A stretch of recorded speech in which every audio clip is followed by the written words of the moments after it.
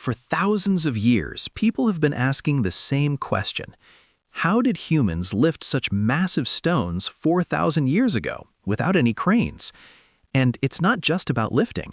Some of these stones were transported from as far as 180 miles away. Stones weighing as much as a double-decker bus were moved hundreds of miles. So what's the real story?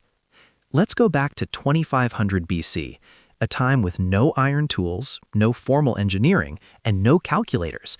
Yet somehow, these people managed to move enormous stones across vast distances. How? There are several theories.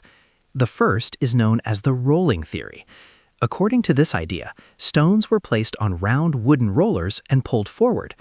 But when researchers studied the route, they found wet ground and rivers along the way, conditions where rolling heavy stones would have been nearly impossible. Then came the second theory. In 2016, an experiment in the Netherlands revealed that pouring water on sand can reduce friction by almost 50%. This means fewer people are needed to pull heavy objects.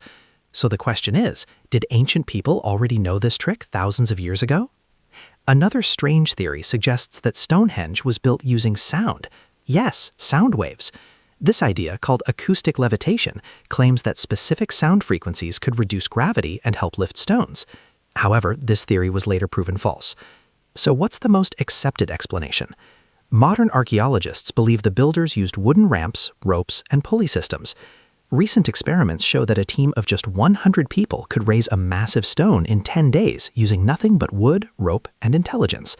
But recent research adds another layer to the mystery. Stonehenge wasn't built only for rituals. It's also aligned precisely with the sun's movement.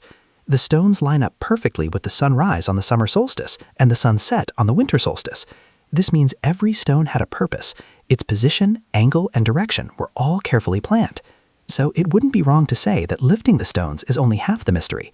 The other half is hidden in their placement, a level of science and understanding we are still trying to fully comprehend today.